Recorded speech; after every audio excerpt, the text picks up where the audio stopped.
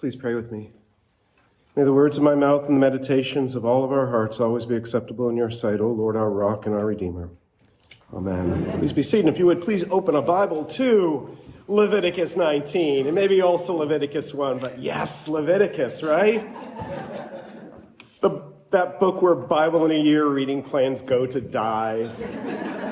That book where I discovered there is actually a verb in Hebrew which means to wring off the head of a bird with your fingernails.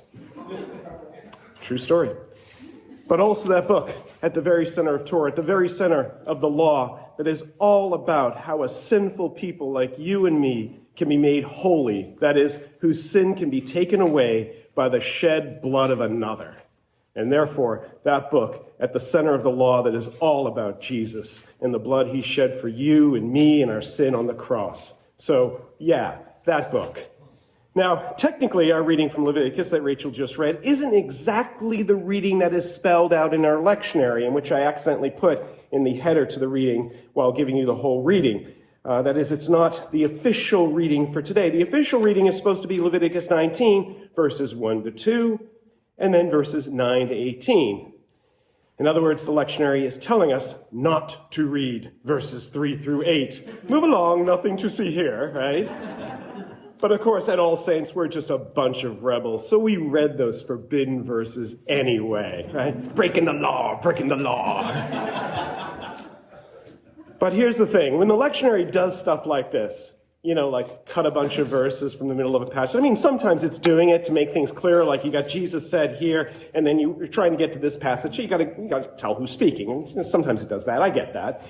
And here I think it's trying to trim things to make things a little shorter. But the thing is, when the lectionary does something like this, it kind of just makes my job easier because it usually just hands me my sermon for Sunday. Because I find it's kind of like, to borrow a metaphor I heard somewhere, that the verses the builders reject are actually the very cornerstone of the whole reading. And that's the case here, I think. And so what I want to do is, one, look at how the lectionary wants us to read the passage. It's trimming for time, but that trimming forces a particular reading. Two, look at what they've omitted and see how it changes everything about how we are to read the reading. Three, understand what the passage as a whole is actually trying to tell us about holiness and what it is. And finally, four, see who holiness is and the specific nature of the response to him that we are called to today. So, let's dig in. To cut right to the chase, what the lectionary wants us to see, what the reading, without verses 3 through 8, seems to be doing, is framing holiness within the sphere of ethics, right? Within the realm of morality. To be holy is to do good, and specifically to your neighbor. Let's take a look at the passage and pretend that verses 3 to 8 aren't there. Without verses 3 to 8, the whole thing could be framed by the call to holiness in verse 2 on one side. Speak to all the congregation of the people of Israel and say to them, you shall be holy, for I, the Lord your God, am holy. And the call to love your neighbor at the end of verse 18 on the other, but you shall love your neighbor as yourself. I am the Lord. And in between verses 9 to 18 in our lectionary edited passage, what we get are a series of moral exhortations that, largely with one exception, echo and expound the second table of the Decalogue, the second part of the Ten Commandments. That is, all the don't do bad stuff to your neighbor stuff, okay? Don't kill, don't steal, that kind of thing. So verses 9 and 10 are all about leaving gleanings from the harvest for the poor, which is a kind of don't steal from God kind of thing. Verse 11 is about not stealing or lying. Verse 12, here's the exception, about not taking the name of the Lord in vain. Verse 13, don't oppress or rob people. Verse 14, don't be mean to the vulnerable. Verse 15, no judicial injustice. Verse 16, don't slander people. And finally, verse 17, don't hate or hold a grudge against anybody. In other words, love your neighbor as yourself. It's actually not unlike what Jesus says in the Sermon on the Mount. You have heard that it was said to those of old, you shall not murder, and whoever murders will be liable to the judgment. But I say to you that anyone who is angry with his brother will be liable to judgment. And then notice also in all that, like a kind of drumbeat going through the passage, there's that refrain after every ethical pronouncement, I am the Lord, over and over and over again. And what that divine announcement following every ethical command essentially does, that is, again, reading the passage without 3 to 18, is equate your doing these things with your becoming holy because the Lord your God is holy. Now, as a moral vision for the people of God, none of this is bad, of course. This is good stuff, right? It's not like once we throw out, if you throw out verse, or rather, it's not as if we take verses 3 to 18 and put them back into the mix. Suddenly loving your neighbor is going to get replaced with smiting your neighbor or something like that, as appealing as that might be on certain days of the week, right? Rather, it's just that that is not what the definition of holiness is, or a good description of how you actually somehow be holy. As if gritting your teeth and loving the guy who just cut you off on Freedom Road is going to cause a halo to appear over your head. But here is where those omitted verses 3 to 8, deepen what's going on here. Let's look at what they are talking about. Verse 3, honor your father and mother and observe the Sabbath. Verse 4, don't worship idols, false gods. Verse 5, finally, verses 5 to 8, the proper handling of the peace offering. Now, in the same way that profaning the name of the Lord didn't seem to fit in with verses 9 to 18 earlier, honoring your father and mother here, your first neighbors, as it were, seems a little out of place here, at least if we're looking at verses 3 to 18 as a separate kind of thing. But you see, that's kind of the point, actually. If you put the passage back together, like getting the band back together in the Blues Brothers, right? If you put the passage back together, the loving God stuff from the Ten Commandments and the loving your neighbor stuff from the second part of the Ten Commandments, it's all kind of jumbled up in here. But by removing verses 3 to 8, we lose the bulk of the talk about our relationship with God, which, point is kind of a key part of holiness.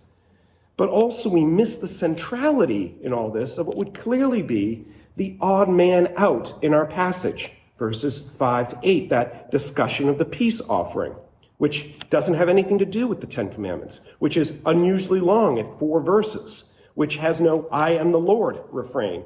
In fact, some very, very, very smart modern critics have suggested, based on all that, this has got to be a later addition, something somebody later on added in, and therefore we can kind of dismiss it, not focus on that. Which means, of course, it's probably the key to the whole passage. But briefly, the peace offering was different from the burnt or sin offerings.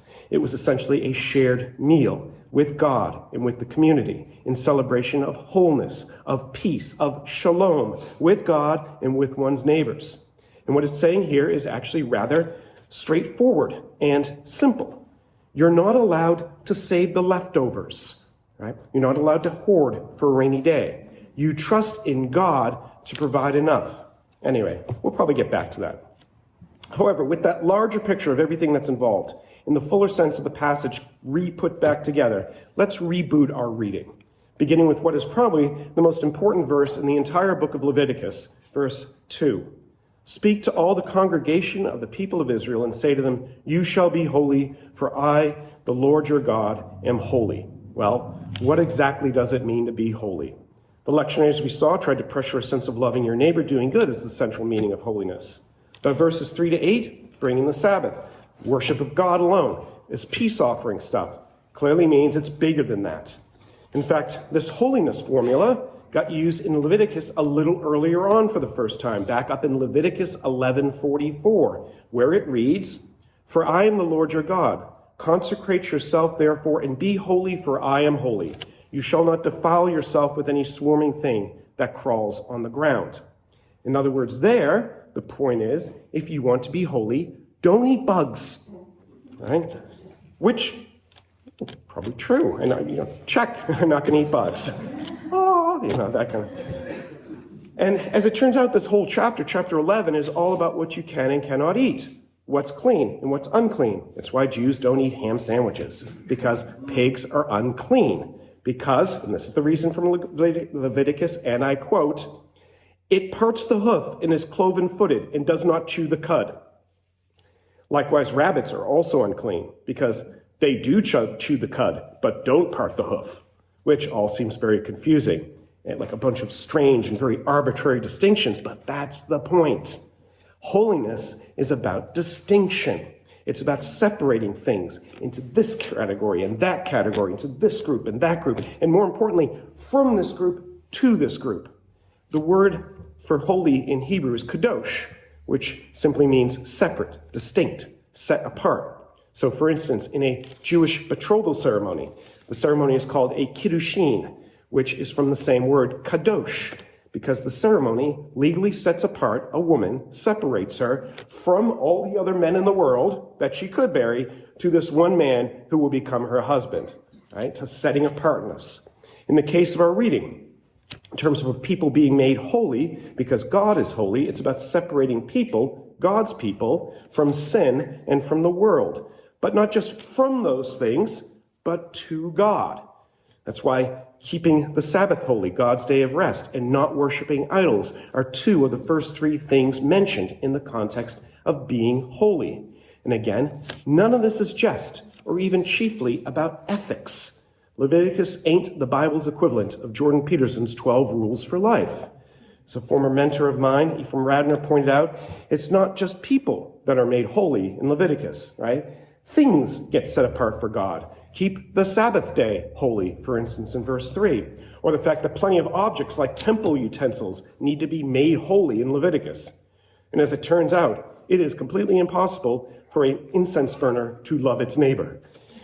Instead, the vision of holiness here is about being set apart for exclusive belonging to God, who is the only one appropriate for such belonging. It's probably why, for instance, the chapter right before this one, Leviticus 18, is all about sexual immorality. Just as idolatry is about inappropriate worship at the vertical level of the divine, worshiping someone or something that is inappropriate for worship, sexual immorality is all about inappropriate intimacy, which is a kind of worship in the horizontal context of your neighbor. But the thing is, none of this takes place in a vacuum. Again, verse 2 says, "You shall be holy, for I, the Lord your God, am holy," or "because I, the Lord your God, am holy." That little word "for," ki in Hebrew, indicates that our holiness is in some way a response to God's holiness, because God is holy. But the key question here is, what do we mean when we describe God as holy? Again, Ephraim Radner, in his commentary on Leviticus, takes pains to make clear that what is not in view is the understanding of holiness that has arisen in modernity, which conceives of God's holiness as one of power and distance and coldness and threat and punishment. That's just the God of Enlightenment deism, Radner says, the uninvolved creator God of the universe who sets the clock running and goes away, but now made mean and vindictive. No, Radner points out that what's in view in God's holiness is actually the exact opposite. It's about his nearness, not any kind of distance. It's about his presence, not punishment. God's holiness is his character of approaching us and drawing us to him in that approach, not some kind of aloofness intended to keep us away. Or to be more concrete, the book of Leviticus is essentially an invitation to respond to what God does at the very end of Exodus. If you've got your finger there in Leviticus 1, right in the borderline between Exodus and Leviticus, you can take a look at it now. This is the end of the book of Exodus, right before the beginning of the book of Leviticus. Say that 5 times fast. Anyway. Then the cloud covered the tent of meeting, and the glory of the Lord filled the tabernacle. And Moses was not able to enter the tent of meeting because the cloud settled on it, and the glory of the Lord filled the tabernacle. Throughout all their journeys, whenever the cloud was taken up from over the tabernacle, the people of Israel would set out. But if the cloud was not taken up, then they did not set out till the day that it was taken up. For the cloud of the Lord was on the tabernacle by day, and fire was in it by night, in the sight of all the house of Israel throughout all their journeys. The point is, God has come to his people at the end of the book of Exodus. He has come to be with his people, to live with his people, to go where they go throughout all their journeys. And in an immediate sense, it's talking about the journeying through the wilderness to the promised land. But that language of all, that would seem to encompass a lot more. That would seem to encompass even you and me and all our journeys right here and now. And it's in that context of God's having come to be with us, to go with us, to live with us, that Leviticus then opens, Leviticus 1:1, with these simple words. And the Lord called to Moses. There's no "and" if you're looking in the ESV. The ESV drops it because it seems silly to start a book with "and." But in the Hebrew, it's there. The first word of the book is Vayikra, which means, and he called. In fact, in Hebrew, that's the name of the book, and he called, because that is kind of the point of the book of Leviticus. God's having come to us and now calling us. His having approached us, come near us, what Radner calls God's utterance of love to us, and now inviting us to approach him, to receive him, and love him in return. If holiness for God isn't about his being big and scary and terrifying, but about his being loving and near to us, it's also true that holiness for us isn't about earning or imitating, responding in fear to what seems fearful, but rather about responding in love to this God of love who has drawn near to us. And that holiness for you and me this morning has a name, Jesus, because you see in him the perfect picture of what holiness looks like. And not so much in his perfect righteousness and power and glory, although that is all true of him, but more in his incarnation, in his coming to us, in his cross, in his dying for us, in his love, in his self-giving, in his communion with us. Because Jesus' communion with us, his sharing a meal with us as a visible, tangible sign for us and to us of his having shared his life with us, having shared himself with us. That has a name in Leviticus too, the peace offering. It's just that in Jesus, that peace offering has taken on human flesh. As Radner points out, Jesus, in and through the cross, is the ultimate peace offering. Christ is our peace, as Paul tells us, who has reconciled all things to himself, making peace by the blood of his cross. And the point about the peace offering that our reading is making, that point about trust, that point about not saving the leftovers, that you trust in God to provide enough. Well, in Jesus Christ, the point is God provides more than enough. He provides himself. Indeed, he provides all that he is, right down to his last drop of blood on Golgotha. And so, in just a few moments, we are going to participate in our peace offering meal, the Eucharist, the body and blood of Christ, our true and only peace offering. The New Testament incarnation, if you will, of that Levitical communion between God and his people. And so as we approach the communion table, we do well to remember that calling of Leviticus to us, to be holy, because the Lord our God is holy. Holy as in he made us and loves us. Holy as in he has drawn intimately close to us in Jesus Christ.